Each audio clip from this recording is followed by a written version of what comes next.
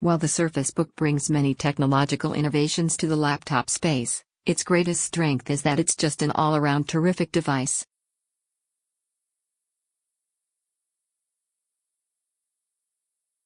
During its short tenure as a hardware maker, Microsoft has become the de facto trailblazer for Windows running devices.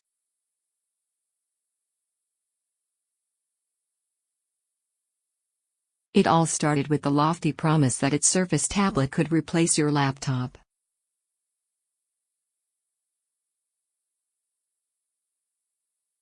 We were skeptical about it 3 years ago, but after the Surface Pro 3, Microsoft nearly perfected the formula and showed veteran computer manufacturers how hybrids should be made.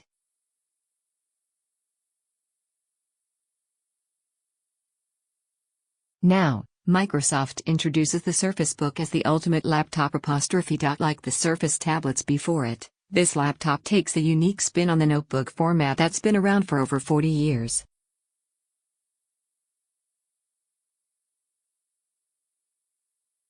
Between the 3:2 aspect ratio, 13.5-inch screen and its practically trademarked dynamic fulcrum hinge, there isn't any machine on the planet like the Surface Book, and then, with the touch of a button and a gentle tug, it becomes a tablet.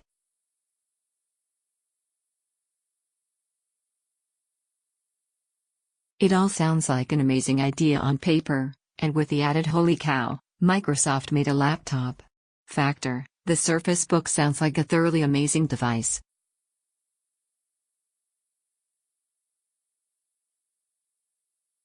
Let's see just how well Redmond made good on the hype. 2 years on, Surface Book buyers are unlikely to have experienced buyer's remorse.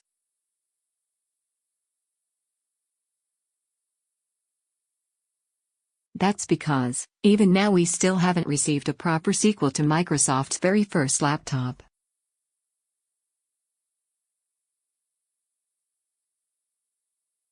Nevertheless, there has been a fair amount of rumor spillage over the last few weeks.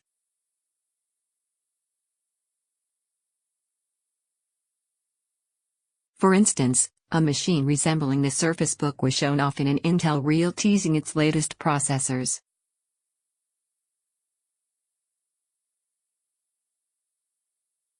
Outfitted in an unprecedented black finish and sporting the controversial fulcrum hinge, the video suggests the 8th gen processors are designed for what's coming next, perhaps alluding to an imminent announcement.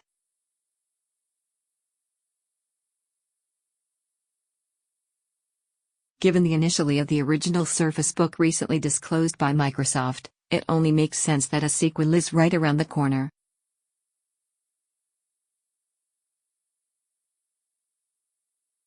Even so, this rate went down to 10% from 25% 7 months after launch, indicating a speedy recovery for the convertible.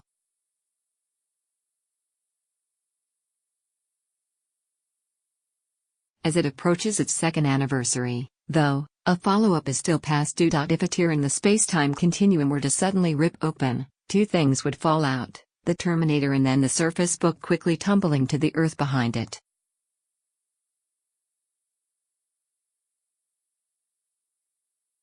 From the snake-like hinge, the flat design and even down to the washed-out silver color of this laptop, everything about it just seems like it came from the future.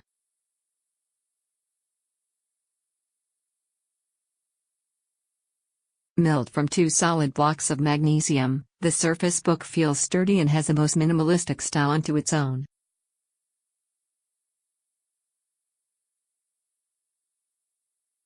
From keyboard deck to the palm rests, the entire interior of this laptop is one flat surface of metal, save for the large space reserved for the glass touchpad.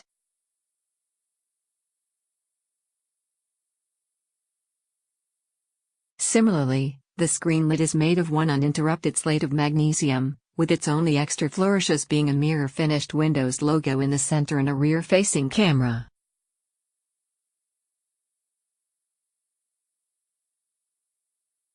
Along the chiseled sides, you'll find 2 flat edges that start from the top of the display and terminate at the tip of the palm rest.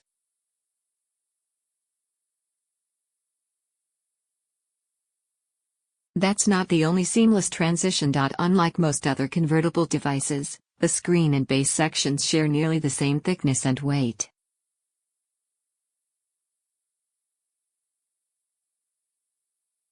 Without the foreknowledge that the display can actually detach, the Surface Book looks like one continuous device, thanks to the hinge.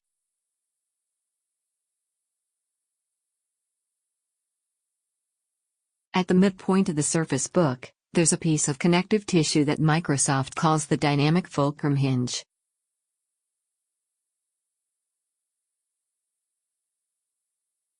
On top of simply gluing the screen and keyboard base together, it's this key piece that makes the whole device work.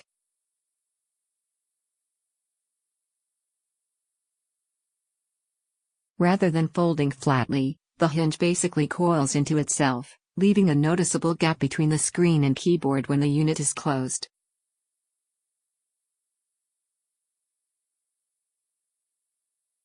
When opened, this same part rolls out and actually extends the base of the laptop, which in turn helps extend the support base for the tablet portion of the Surface Book, called the clipboard.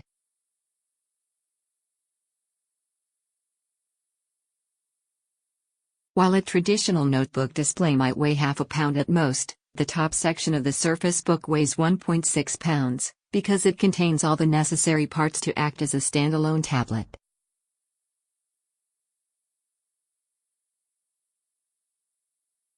As such, the hinge has been reinforced and contains extra mechanisms, not unlike the Lenovo Yoga 900's watchband-style hinge to keep it in place.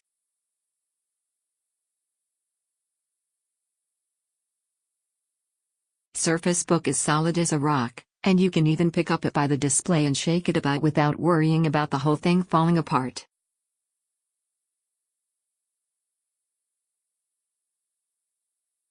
On a flat surface, the screen is held steady in place and even stays put when you have it in your lap.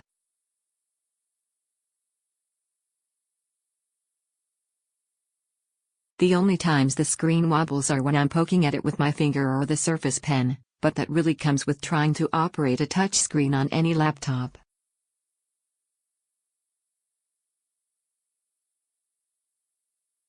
And to address the concerns of the gap left in the middle of the system.Yes, there is a substantial open space in the middle of the system when it's closed.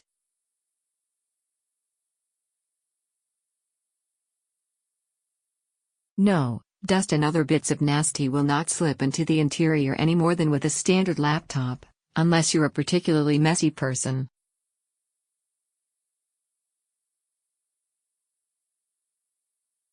After a week of using the Surface Book religiously, I can run my finger against the inside edge of the hinge and not find a single speck of dust.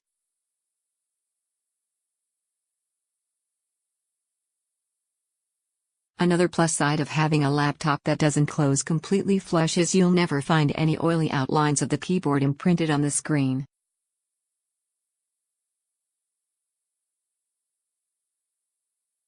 It's a design element that also eliminates the need to seat the keyboard into a recessed area.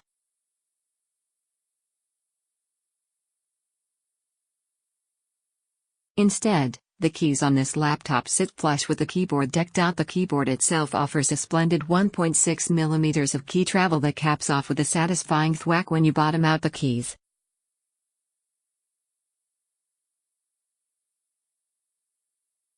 The trackpad is equally as enjoyable, with its glass laminated finish. For the first time ever, I found myself interested in using the 3-finger multi-gestures to rotate through windows and reveal the desktop.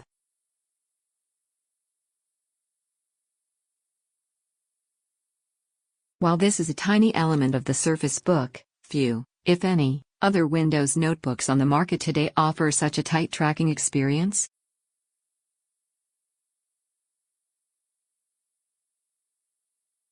The Surface Book's other signature trick is the screen can pop off the base with just the tap of a button.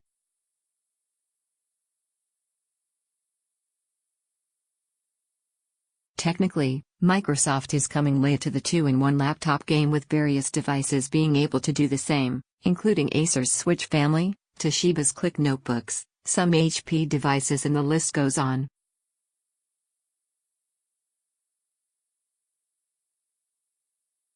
However, no one has made a system as seamless as the Surface Book. And docking and attaching the clipboard is nearly as seamless as the Surface Book's design.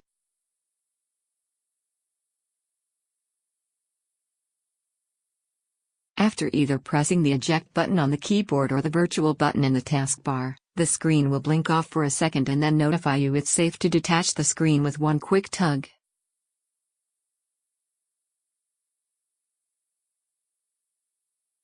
It's fast and simple, however, the timing takes a little getting used to. After you get the prompt to detach the screen, you have to wait for about half a second before you can actually lift the display off its base.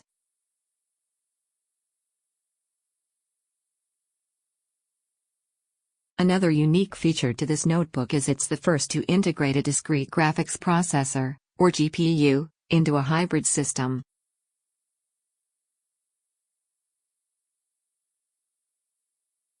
Tucked underneath the keyboard is a customized NVIDIA GeForce GPU that makes this laptop just a bit more capable with media production and gaming.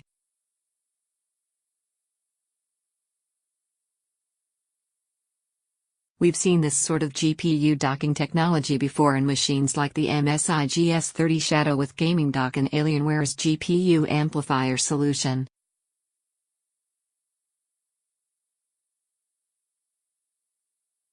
Microsoft has improved upon dockable graphics, as a Surface Book just needs a short moment to disengage the extra parts, whereas both the Alienware and MSI solutions require the laptop to reboot completely.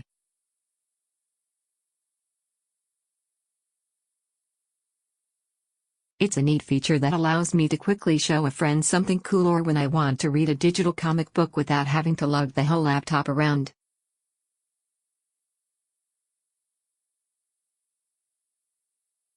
But it didn't really click with me until I realized how easily it lets me bring my entire PC to another place without having to disconnect my external monitor, keyboard, mouse, Xbox controller and all my other peripherals at home. Is the coolest mechanic since the saucer separation of the Enterprise D.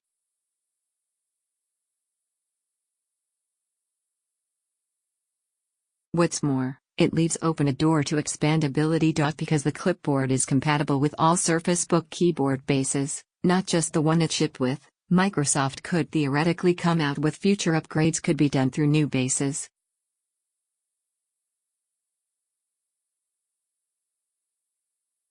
Or maybe even a desktop rig that interfaces with the display?